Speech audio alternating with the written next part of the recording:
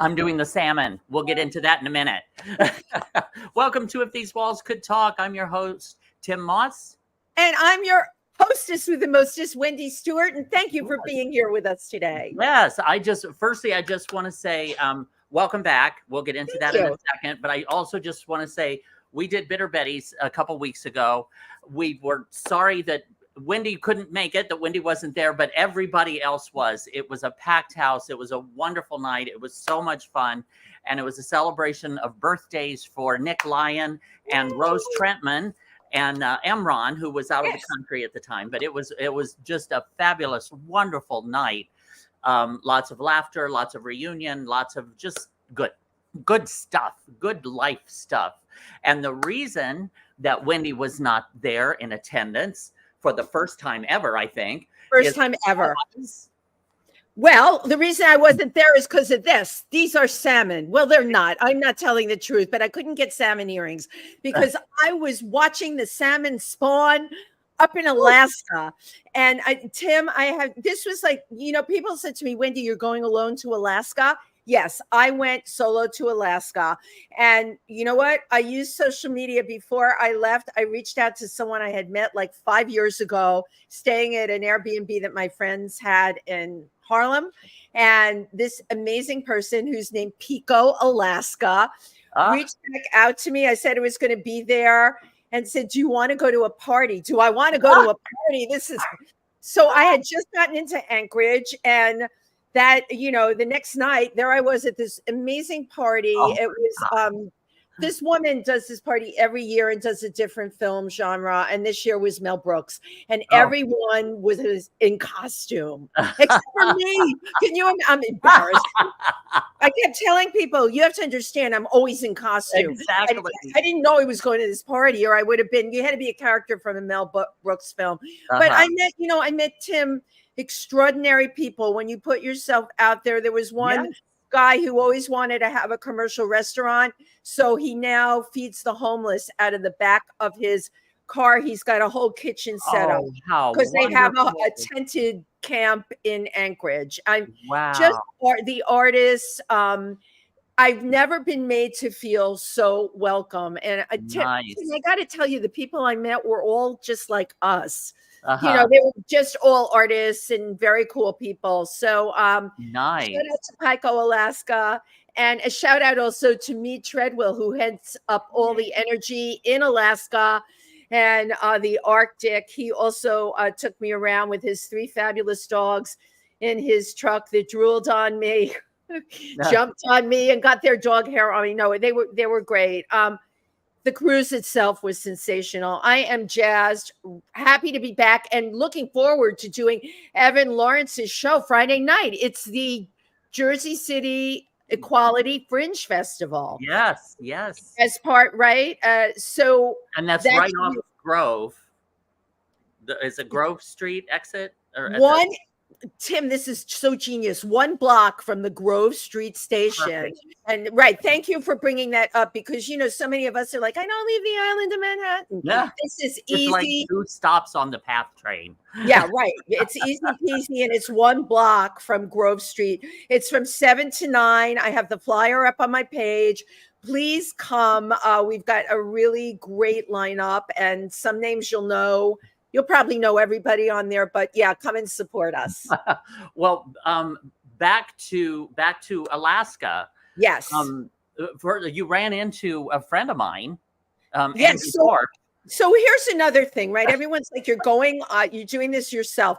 I get on the Alaska cruise 2 days later, completely partied out, really needing to rest. And I see everyone is like older couples or in their family units. And I'm like, what is this girl going to do? So I look at the schedule and I see that there is a gay pride happy hour. Always resourceful. And that is where, of course, I met the fabulous Andrew Dorff, who knows you, Tim. Yeah. Dorothy Bishop, Jesse Lucia. I mean, what are the chances of having that happen? And met a great group from Palm Springs, Boston, and Toronto. and I dined with these wonderful guys every single night. But all the like really adventurous stuff, yes, I did it myself. I went down the river where the glacier had broken off. I was going to say, you saw the glacier? Where the one that had broken off, I put up this all on my Facebook page, the houses that were halfway going in the river. Oh, and then, of course, all right, I know this is crazy. I have an obsession with the salmon spawning. You know why that is, Tim? You know how we were always saying, I feel like a salmon swimming upstream? I was going to say, maybe you were a salmon in a past life.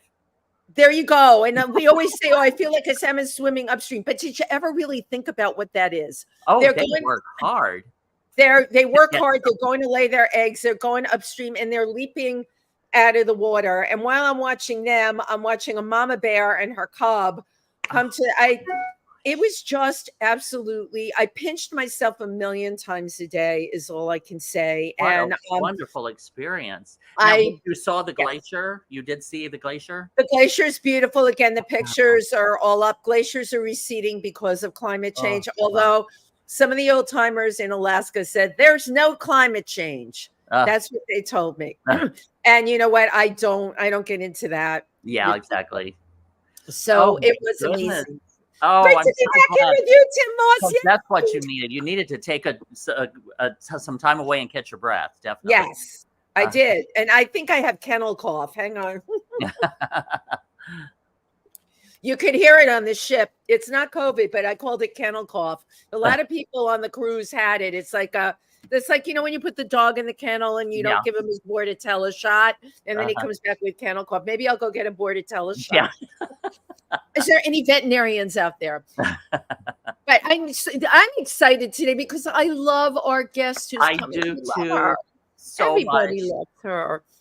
She's known as the Boozy Chanteuse, and she's been shaking her boobies around the globe, bringing her comic vocal stylings and much fanfare and the occasional arrest. And she's going to tell you all about it at her new show at the Blue Room, which we're really excited for her. I love her to death.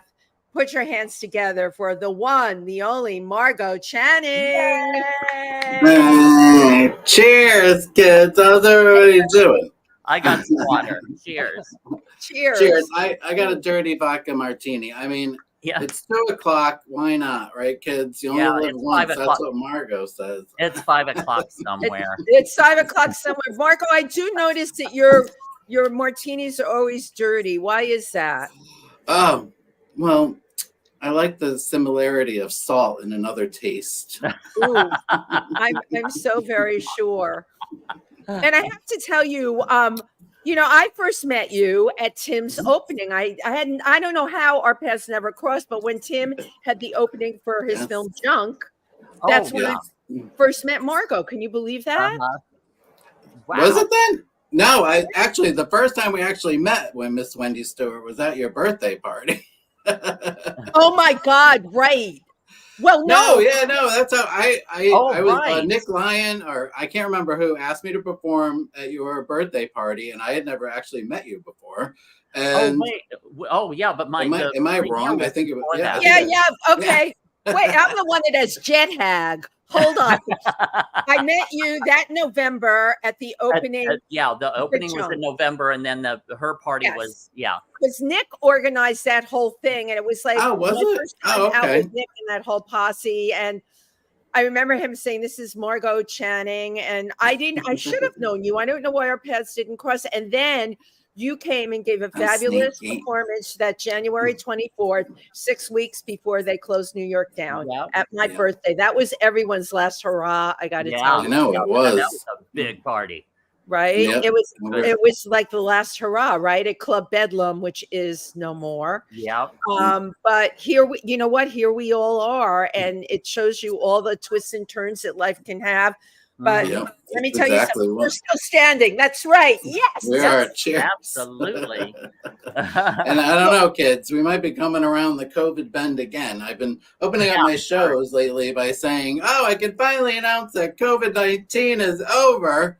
And then, all of a sudden I see, oh, whoa, there's a new variant, or there's this, there's that. I'm like, oh my God, oh no, not again.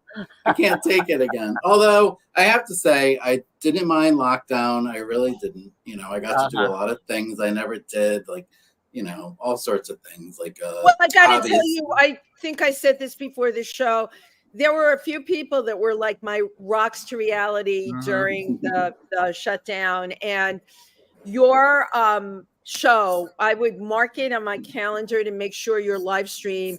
I loved it. I loved watching you. I got to really know you. What was that called? Tipsy or No, that was called the MargOH Channing Cocktail Hour. Yeah, Cocktail Hour. That's what it was. It was one of those weeks I just was like, oh my God, it was really one of the first like few weeks, and I wasn't going out much just to get some groceries and stuff. And I was, living by myself, which was all new to me because I moved back from, to Rhode Island from New York, and I had never lived alone before. And so I'm like, I got to do something. What the hell am I going to do? And that was all just a very organic thing. One night I said, I'll go on and I'll make a cocktail and just talk to people. And then it just snowballed after that. But that's exactly what you did. I need to know how many of those episodes you were actually drunk for. I would say at least 96%. It's always a good bet. Hey, it was because Margot loves a floater. I mean, that's my problem. I can't just have the drink. I always have to add a little more extra on top. Yeah, an extra shot is what always does me in. But and I had such a great time, and I have my one of my pianist musical directors, make me like I think he made me about 25 to 30 tracks over the amount of time, and I got to sing all these songs I'd never sung before, and I went out and bought sound equipment and the whole deal, microphone, so it was a lot of fun. It was something different, and it really brought people together that we would make our comments. I don't think you even realize the impact that it had. The people making comments, we would talk to each other on there, and you were hilarious. You were talented.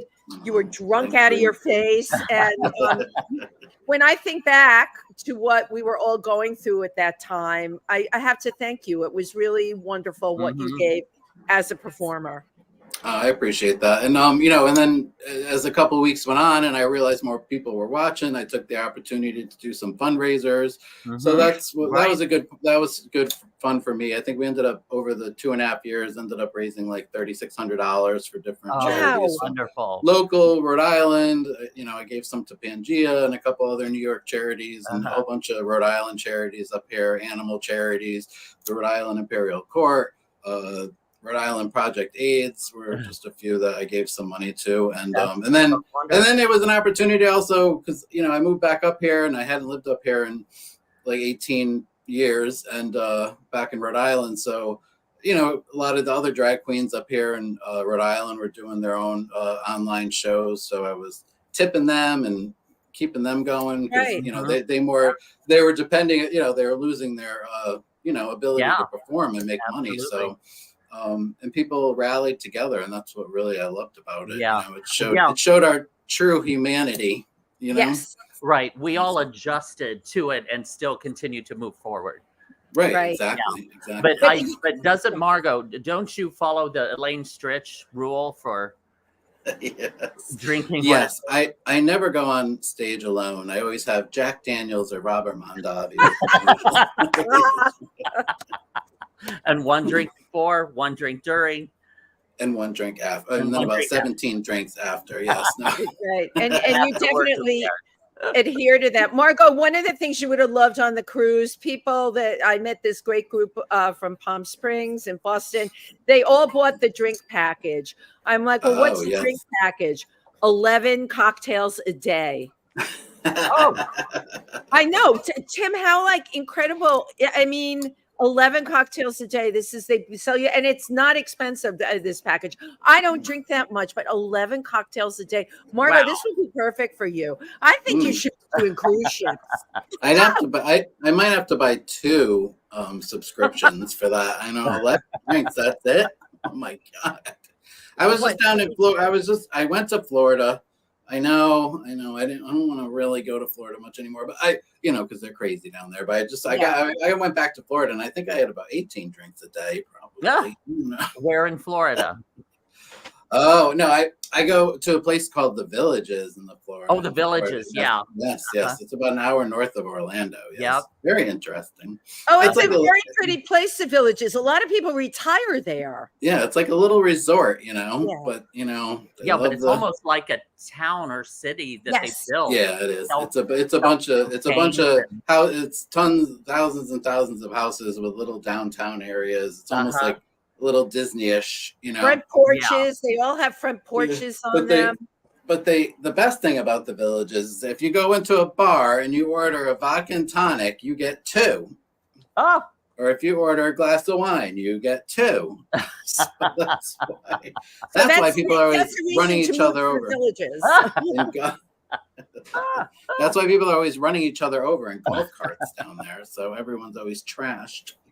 But so it was a lovely little vacation. So Margot, are you excited about I love that you have a residency once a month. Can you tell us a little bit about that? Yes, I know. Yes, I can't believe it. Yes, one of my old dear friends, Jennifer Menudo, and her wife opened up a new jazz music club up here in Cranston, Rhode Island, which is in a cute little area called Patuxent Village, which has a bunch of restaurants and shops, and it's like a little mini Provincetown-ish little space out in Cranston, which is in between Warwick and Providence. It's a little off the beaten path, but it's a quaint little area. And they opened up a new jazz music club because Jen and Casey are both lifelong musicians and singers and have a band of their own, the Better Angels. And so they decided to open up their own club. So I went to opening night, to cheer them on and to give them kudos and everything. And when I walked into the Blue Room, I said, this is MargOH Channing's space. I just said, I need to do, so we're leaving, giving kisses. And Jen said, do you want to do a show? I said, of course I want to do a show here. So, so they have, full bands all the time, Wednesday through Sunday. And then they have an open mic on Sunday nights, which is fabulous. So the Blue Room's a lovely little 60-seat bar, cabaret / cabaret space. And it's just lovely. I think I'm really didn't we drive by there when we were up there? Yeah, we were gonna go, and then we just ended up getting there. But yeah, I showed you where that guy's was. Yeah, so I did the first show August 4th, and we had a great crowd, and everyone loved the show, and so Casey and Jen asked me back, so I'm going to do a monthly show, and I'm bringing up some of my fabulous accompanists. Tracy Stark's coming up September 16th. And then Yaz is coming back up on October 21st. And then November and going on, I want to try to use some local talent. So I'm going to be hopefully working with someone named, a lovely gal named Eden Castile, which I actually have a funny story. I know this is silly. This is how you have a funny story. My God. No, this is going to your Alaska story because things it's just such a small world. So anyway, I said to Jen, I said, you know what, I'm going to have to find a local pianist up here because, to work with and everything. And she said, oh, Eden Castile is perfect. So I said, oh, great. So she gave me her number. She did a 3-way text. And so I'm texting her and she says to me, she said, oh, I'm at the O'Neill right now. She said, when I get back. And I said, do you know Tracy Stark? Oh. And so she took a picture. And Tracy was performing, and she said, "You mean the girl that's sitting 5 minutes, 5 feet in front of me?" And I said, "Yep, that's Tracy." So she was at this cabaret camp at the O'Neill while I was texting them, working everything out. I was like, "I'm getting, Tracy to come up on September 16th, and then I want to start working with Eden in November, December." So I'm like going back and forth, and they happen to be in the same place. I'm texting Tracy, I've texted Eden, and then I said to Tracy, I said, I'm texting with this girl Eden that's sitting in your audience right now. I'm like, so it's just so funny. But everywhere in the world, everywhere you go. I went to the open mic at the Blue Room a couple of Sundays ago, and people were getting up and singing, and I'm in tears. People just making me cry, getting up and singing beautiful songs, and I'm like, there's so much talent everywhere in the world, Right. So it's just so I'm absolutely feel blessed that this all happened, and I'm so excited about it. And I'm planning in November to do a special show on November. It's the day after Thanksgiving, November 24th. A salute to Judy Garland. So I'm gonna go back. Yeah. So this is what it's exciting me about it, because I'm gonna get to do themes and things that so that's I hope it goes well into the new year. You kind of started your drag career as Judy and Liza, yeah, right? Exactly. Yep. I impersonated Judy Garland and Liza Minnelli for the first 10 years of my drag career. So where and when did you start? As I said, Margot, I don't know why our paths didn't cross, but I guess because you are a cabaret performer, most of the drag queens I knew were lip syncers. But when did you start and where did you start? I started right here in little old Rhode Island when I moved to college up here at 1986. I moved to Rhode Island for college. I started doing drag on Halloween, and then one Halloween I won Best Drag in one of the competitions. And then just the next thing that happened to be happening was the Miss Gay Rhode Island pageant. So I decided to run for that. I didn't win, and I never won it, but I came in second runner up, and I did Judy. Yay. And then someone was there in the audience that night that saw me do Judy, and they were like, "Oh my God, your Judy's so good! Come to a show." And then that was in 1996. That was my first paid, or 97. That was my first paid gig in 1997. So incredible. I've been doing it ever since. And then I moved to New York in the early 2000s, and was there and started the whole MargOH Channing, Boozy Chanteuse, and all that. Well, now I forget what was your name, Constantine. What was your name originally? Oh, it was Connie Constantino. Connie Constantino. My God, I love that. Connie Constantino. But then now MargOH Channing, that is Betty Davis's character in All About Eve. Yes, because I have always been known as that bitch. So I tried to pick up a name that went with what people thought of me, and I always thought people always called me a bitch, so I was like, that bitch, MargOH Channing. She's got a resting bitch face, or she's not happy about this or happy about that. So I was she's like, all pissy. So I did the MargOH Channing, she's a mess, or she's drunk, or whatever. So now I kind of wish I maybe picked a different name, maybe Gina Needs a Cocktail or something, but but anyway, that's how MargOH Channing was born. Because that's a huge thing as name when you select a name for your drag persona, definitely. Yeah, so when I do my shows, there's always some nod to Betty Davis in all of my shows. Here or there, I always do some sort of nod to Betty, one way or another. But so now you used to do all lip syncing, like lip sync to Judy and to Liza, and then with MargOH, you crossed over into singing live. Yes, I did. Yeah, because when I moved to New York and I started going around to the different clubs and doing competitions and stuff, doing Liza and Judy, and I just felt like, oh, I think I need to do something more. I just needed to push myself a little bit more. So that's when I decided to go into the cabaret clubs and go that route. And when I first started doing the shows, it was MargOH Channing Variety Hour. So I still did some lip sync and Judy and stuff, but I hired a pianist named Jared Aston who had a boogaloo band. And so he was the one I first started working with. And I actually wrote a lot of great songs with him, like my I'm Not a Drunk, I Just Love to Drink, and MargOH on the Rocks, and I Love My Man. So that's when everything just kind of started speed rolling, and I started writing songs and doing my own thing, into now where I do the full singing live cabaret, comedy cabaret. So it's the whole thing. I'm curious, MargOH, when did you find that you had a voice that you could sing? I don't think I still know that I have a voice. I always feel bad for my pianists, because they have to keep me in line. They have to try to keep me on tune. But I sing everything comedically except for the ballads. I kind of slow them down a bit. But you pull the heartstrings on those ballads. Oh my God! I try to take my opportunities there, but but it's all good-hearted fun, and I've just always been the type of person that, if someone tells you not to do something, I'm going to do it anyway. Exactly.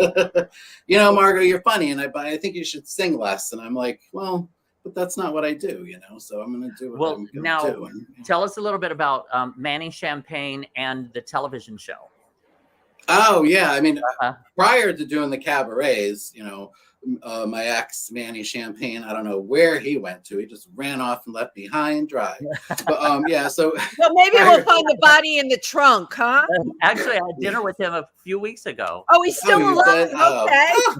How dare you? No, I'm just kidding. No, we're still friends. Manny Champagne. We're still friendly. I mean, we were together for over 20 years. I mean, wow. It's hard to, but anyway, yeah. So actually, the first thing that we did when we moved to New York, besides doing a little performing, I did the MargOH Channing show, which was on Saturday nights at 11 p.m. on MNN, and we used to do comedy skits, and we had I remember people over for interviews like Penny Arcade and of course Linda Simpson. We did about and Michael Musto, Michael Musto, yep. We did. Michael came over, and then a lot of musicians came over, a few drag queens here and there. And then my friend Nellie Mackay was a guest several times on the show. And so we would do skits, interviews. I would do a lot of Judy lip sync and stuff. So yeah, we did that for like 3 years. I think we did like 21 original episodes. Wow. So those are archived now, aren't they? Oh yeah, they are. I had those, a friend of mine, Jose, archived all those for me. They're archived at Columbia University. Yeah, Columbia. That's IA Center up there. Yeah. So as far as I know, people find them on your YouTube channel too. I have some clips on there, but the funny thing was I've never seen any of these. When we started doing them, everything we were doing it on like Super 8. It wasn't even digital at that time. So wow, huh? It was. We literally would. It was so junky that we used to edit from VCR to VCR. VCR, I've done that before. Like literally like sitting there like VCR I love it. That's how janky it was. But yeah, I still have all the episodes on VHS tapes. I've had a few of them digitized, so I can send those to you, Wendy, if you want to watch a few. Yes, I have about. No, you know what? That's not true because Columbia digitized them for me. Duh. So I have all of them digitized. I just have never taken the time to sit down and like edit them down and stuff. But I should. It was a lot of fun. It was crazy. We used to do, like workout skits and our Christmas special. Our Christmas special was, like Rankin Bass. So we dressed up as Rankin Bass characters, like from Santa Claus is coming to town and stuff like that. And yeah, so we had a lot of fun. It was just zany, but but a lot of that is what introduced me to like the downtown scene in New York, and how I got involved with eventually like doing my cabaret shows at PANGEA and becoming friendly and working with people like Penny Arcade and LaJohn Joseph. There's a whole list of people down there. But yeah, so it was, everything about New York was a great experience. It was hard, but yes, absolutely. And you know what? You used it well. I've been in New York since the late 70s. It's just incredible. I consider myself blessed that I finally did get to know you, thanks to Tym Moss and his opening of his film Junk that November, that Nick Lyon coordinated a whole crew of us. And just as a performer, you have given so much to the community. I would love right now to play your clip. Oh, so sure. Let's do it. I love your clip. Let's take a look at MargOH. Hey kids, this is MargOH Channing, the Boozy Chanteuse, and this is my drunkalicious performance reel. My shows are always filled with original songs. Even though I'm a scratchy singer, it's gotta be told, so here I go before I go too old. But kids, I gotta sing it. But I'm going to wait. I slept in shanties in Bangor, ran away as soon as I could sail, so I didn't go insane. New York to LA, played that game all for fame. I've been an extra in movies, standing for Liza. Oh God, no, this is free. freaking cabaret. I'll be cracking a few eggs, so grab a hold of your cocks. Booze, boy toys and sequin frocks. Pop the cork and drink champagne. Kids don't refrain, it's MargOH on the rocks.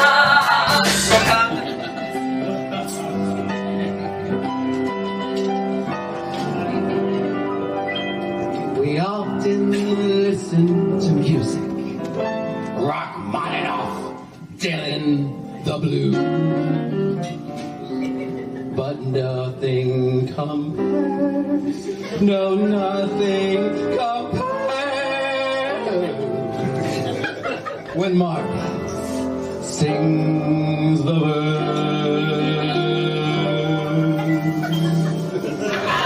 Don't you worry about me, for I'm doing fine. Cocktails in my grace and water tonight. It's the Irish in me, still so light on my feet. No, darling, I'm not drunk. I just love to drink.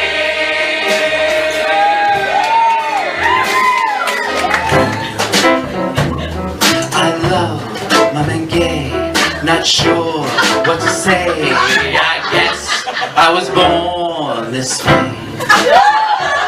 I'm not embarrassed, the gays I cherish. Straight men can be so garish. I want a twink that slinks, or a bear who's soft as mink. I don't discriminate, for I love a fat and femme to a jockey masculine. And I'm always down for a sloshy standard. You are great wherever you're going. I'm going your way to drifting hard to see the world. There's such a lot of world to see.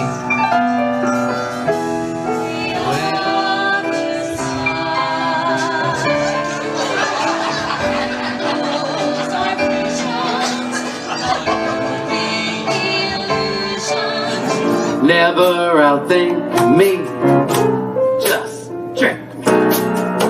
Polar bear rug me, don't bug me. You thunderbird me, you hurt me. I'm getting hungry. Feel me agree.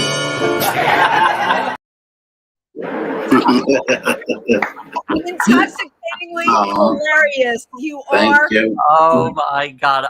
know. Great. I wish I had seen you doing all these shows live, but No, I know. I'll we were able to see this today. You are really hilarious. Moon River will never be the same for me again. Yeah, I always, And I'm That not a was always- drunk. I'm not a drunk. I just Right. like to drink. yeah. And I've just watching this, and some of those songs I wrote back in like 2005, 2006, 2007, and I just sang all those songs in August up here. So I'm like, oh my God, you know. And but it's funny because like MargOH on the Rocks back then, I had backup singers and stuff like that. So the other night I sang it by it's funny, my friend, my wardrobe mistress, Berna Breckenridge, aka Mike D'Antico, he said to me after the show, he said, I love MargOH on the Rocks, but you need to get the backup singers back for that because that makes that song, you know. So it's funny how over the years things change and you know you have to do things differently. But yeah, that's my favorite thing to do is write songs. So I always send Tracy lyrics all the time and say, oh, I think this would be a good song. And you know, we've written about 6 or 7 songs together now. Tracy and I wrote 3 songs together, and then with Jared I wrote like 6. So, I think did you do New York is Closing? Yeah, New York is Closing. That's really that song gets me every time. Fabulous, right? That was inspired by Penny Arcade's performance. Yes, I could totally see that. Her show, Longing Lasts Longer. Yes. She had a line in that show saying cupcakes are taking over. Cupcake shots are taking over on every corner. So I I went to see her show, and I wrote that down on my thing. I said, oh, I love that line. I said, so that's how that song was born, from that one line, cupcake shops on the corner for her. So I took that, and I made it a tribute to all the people that made New York what it was, like. So yes, because she did a whole thing in her show about Magnolia Bakery and Sex in the City and what New York had morphed into. It shows you, though, how one artist, by one line in their show, can completely inspire somebody to write a whole piece like you did. Oh, Penny Arcade. Penny Arcade is one that she dropped so much wisdom and just such a level observation of what is happening and what is going on. Yeah, I mean, she's my biggest muse, I think. I love Penny. She's a nice, super nice person. She's a great person. And Margot, during the pandemic, I watched your show. I also watched her live stream faithfully, which I loved. She did it from her apartment. She would just go off on things. I hung on every word. I love people. It was she's a great inspiration and an amazing artist. Yeah, she's almost like a preacher without the dogma. Preacher without a pulpit. And like, actually, she just posted something the other day about, she's a journey woman. I mean, she chose she's traveling now. She chose, but I mean, her career, she chose to, keep at what she was doing rather than necessarily going for being a huge celebrity. I mean, she stayed true to her art. And, I read that. I remember reading that post. And as performers, there's always that dichotomy, right? You want to be true to yourself, but you often still also want to make money in this industry. Oh, of course. As you can. But the two are always, it's like such a friction. We talk about this all the time, always coming up against each other. It's tough. Oh yeah, no, it is. It definitely is. I mean, but you know what? I'm not gonna do something because I'm not gonna make any money. I mean, you know what I mean? Like, if I really want to do something, I'm going to do it, rather, I mean, money is not my driving force, for performing. So, it's always been the creativity and the weirdness for me is what it is. Right. I came from There's something to be said about that. I know we talked and I said, what do you do when you're not performing? And you actually have a very lucrative job, which is amazing.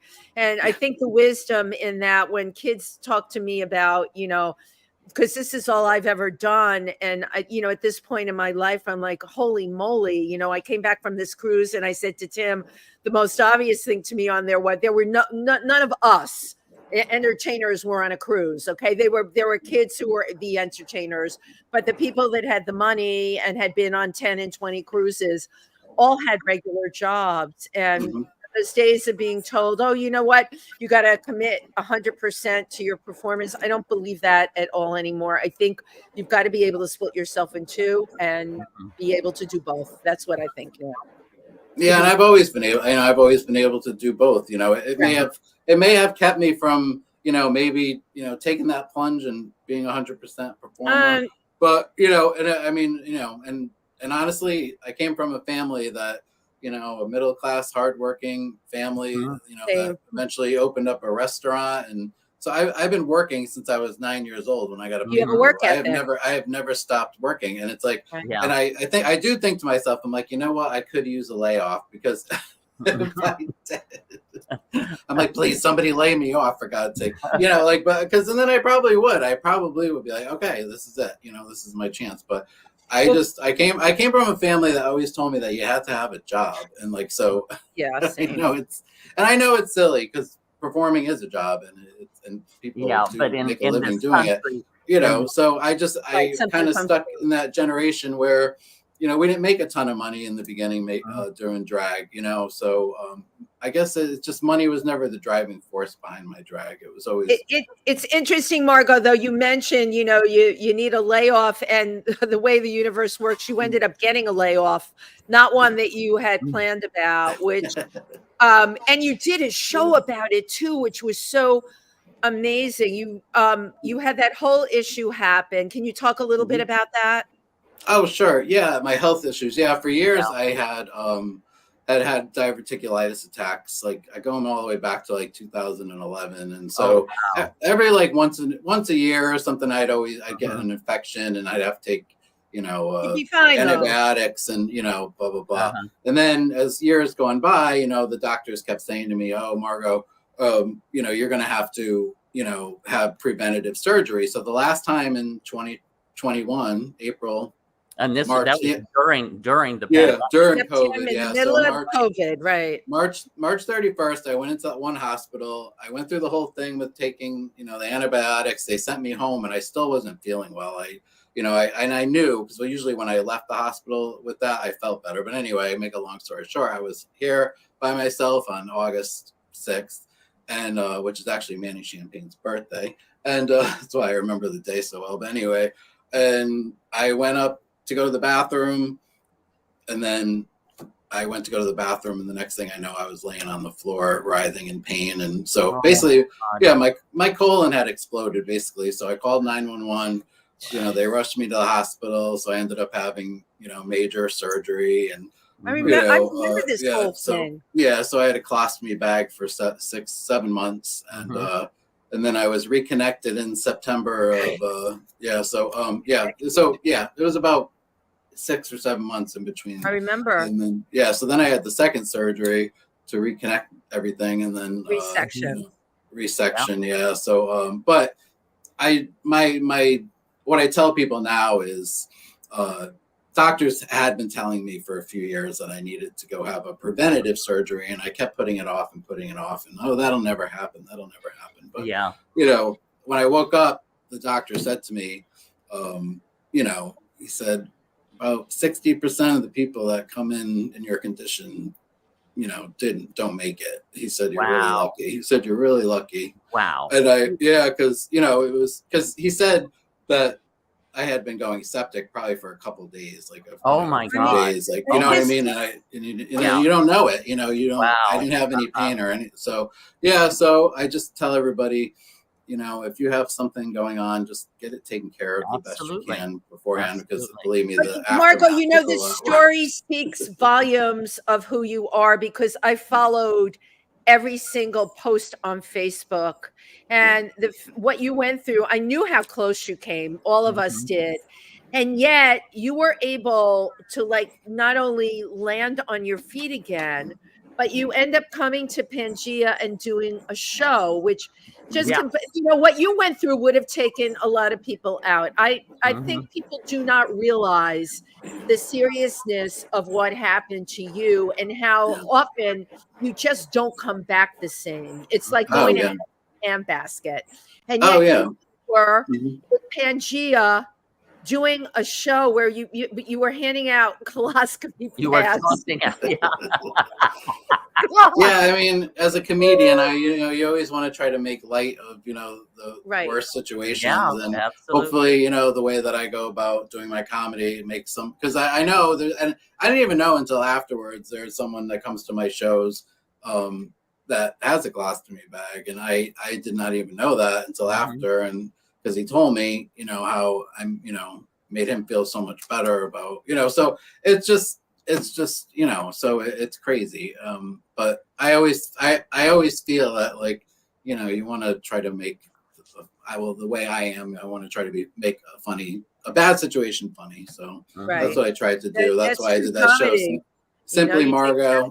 So and I because I wanted to tell people about health scares, and that you can get over it, and it does take time. I mean, I still am having lingering issues that I have to deal with from it, that people I don't talk about, because it's like people don't want to know every little thing. But so I still have issues, so but they're livable issues, and it's not something like that's going to keep me from living my life. So I keep going. You got to keep going. Right, but what do you think?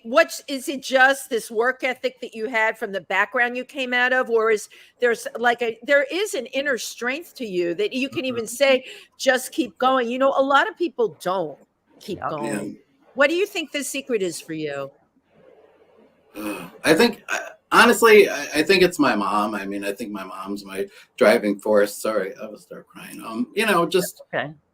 She just instilled in all of us that, no matter what happens to you, No you matter just what. keep going, and you know, try to try to live in the now, you know, so Yes. what you're That's going hard. through, and honestly, and but I would never have gotten through the whole injury part without my family, my mother, my aunt, my father, my sister, my brother, and all my good friends, you know, Mike Dantico, you know, everybody that rallied, Mike, you know, everyone rallied around me, and I didn't do it alone. And then I had my visiting nurses coming every day to change my bandages every day, and doing that for like for a month, like 7 weeks or something like that. So, you know, so you just I don't know. It's all right. I just feel like, you know, I think it was my mom. I just instilled that. Who's the driving force behind you? Yeah, Well, you have to live in the moment, and then let the past kind of be the past, and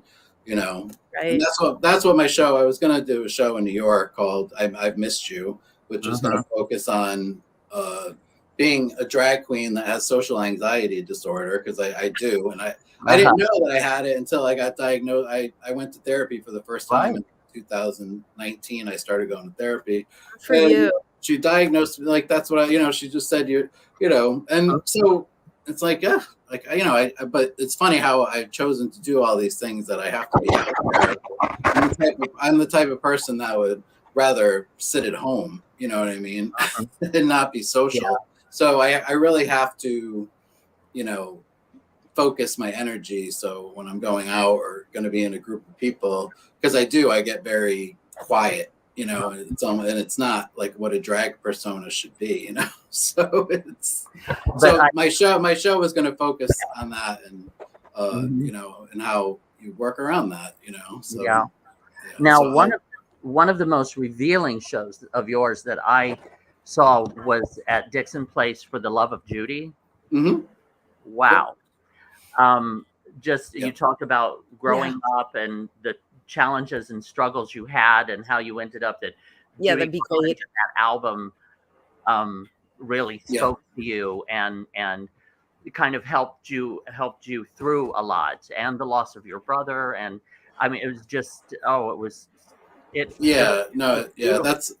a very personal, that was like kind of my personal story, and I was so blessed to be able to present that at the Dixon Place Hot Festival. It's been a while now, and but I'm actually revisiting that with everything that's going on, and now I'm starting to perform again, because that was a 2-person show, so I'm trying to restructure it as a 1-person show, and hopefully bring that to the Edinburgh Fringe Festival next year. That's what my plan is. So that's why I was going to say I'm reaching out to all you kids, all my fellow performers that might be interested in going to Edinburgh Fringe Festival next year. Let's get together and talk about it. I was talking to our friend and performer Dorothy Bishop about it. She had asked I love Dorothy. She's a hoot and a half. She's so talented.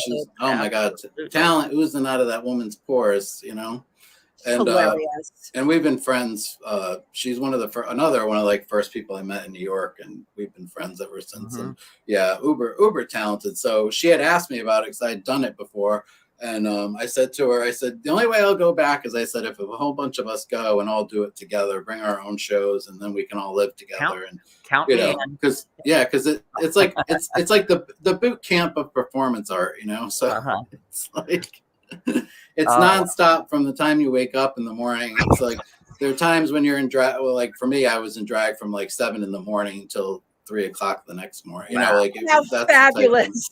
So I would do my show at 10. No, at 11. My show was at 10 p.m. and then I would go to Best of Burlesque at midnight, perform there every night, which was a huge venue with like 300 people. And so, you know, and there's plenty of opportunities to perform with other people. And again, that was another situation where I met a lot of people that I'm still friendly with and have collaborated with over the years. So, amazing. Yeah. So, but yeah, I For the Love of Judy was like one of those things where I wanted to bring it forward and everything, but then you know, it's hard to do that personal story. So I know. So Margot, you mentioned I've Missed You. What and that's going to be more of a personal journey. Tell us more about that and the plan for that.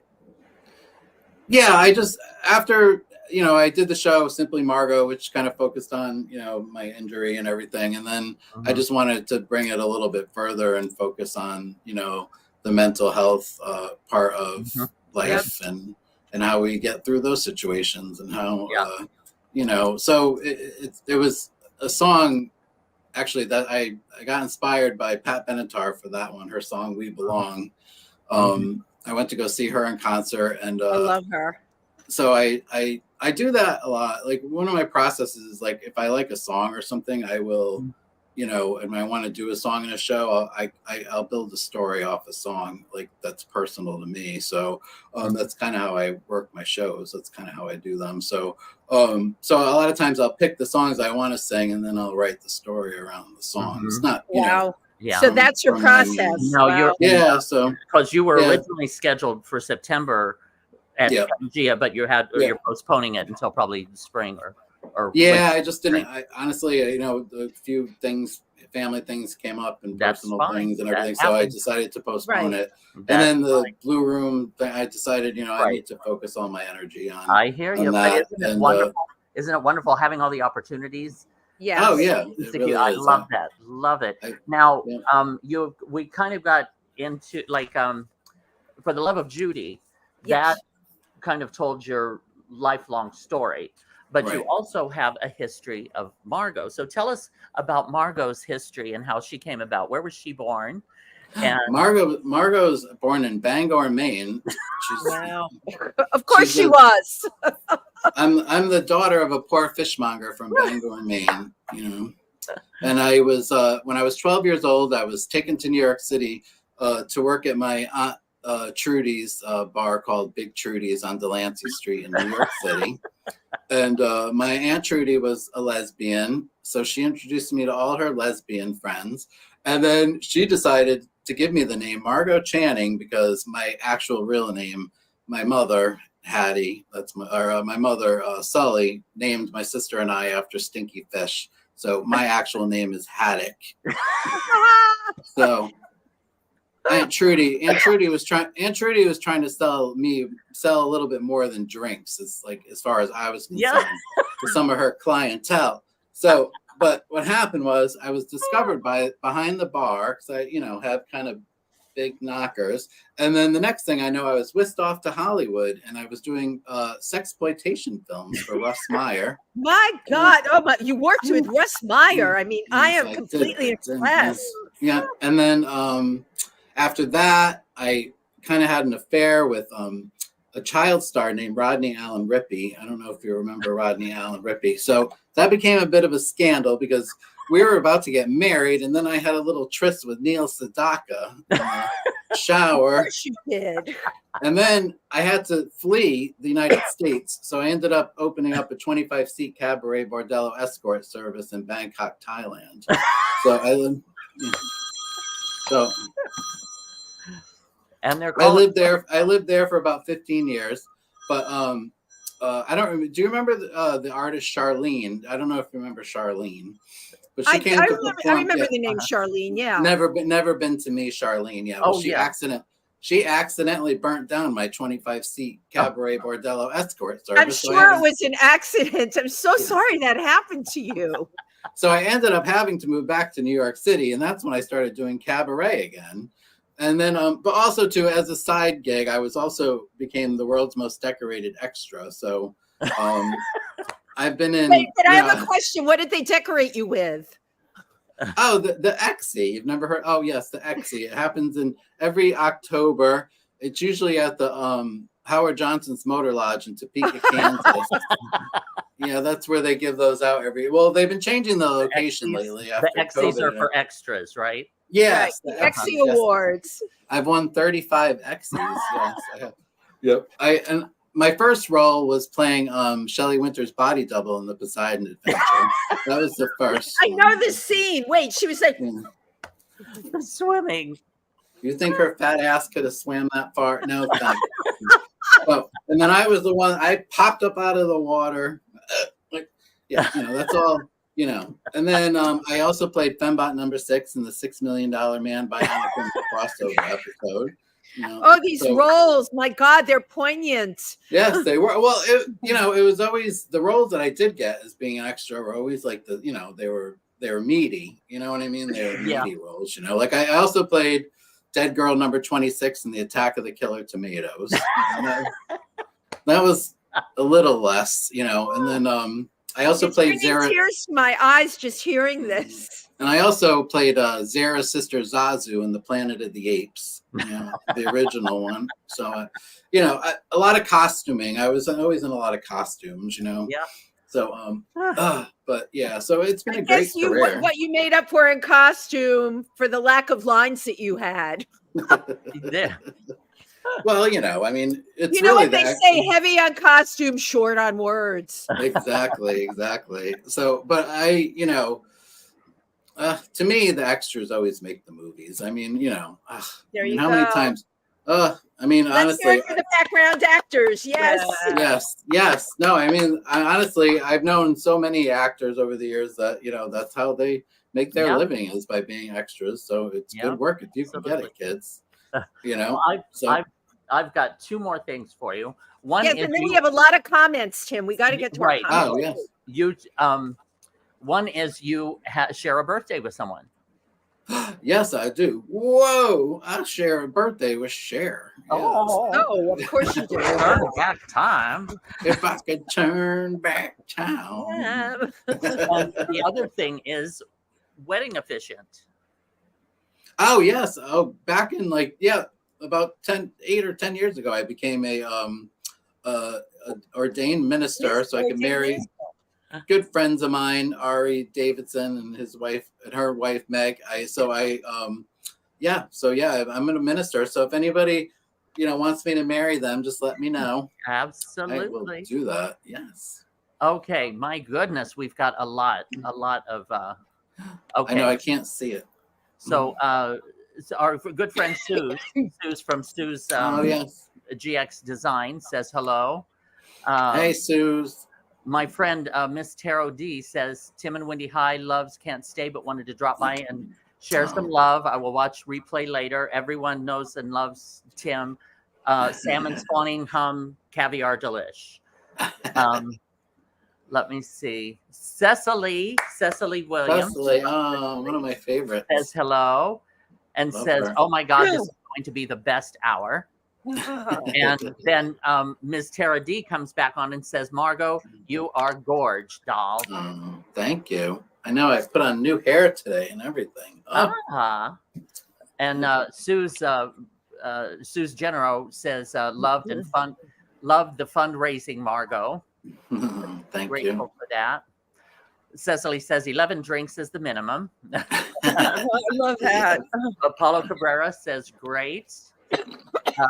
Kanon Gant says greetings from Kakuma refugee camp in Kenya. Yay. Kane, yes. Oh, and then we had Manny Champagne. Jeff Hey, Manny. says Bye, the honey.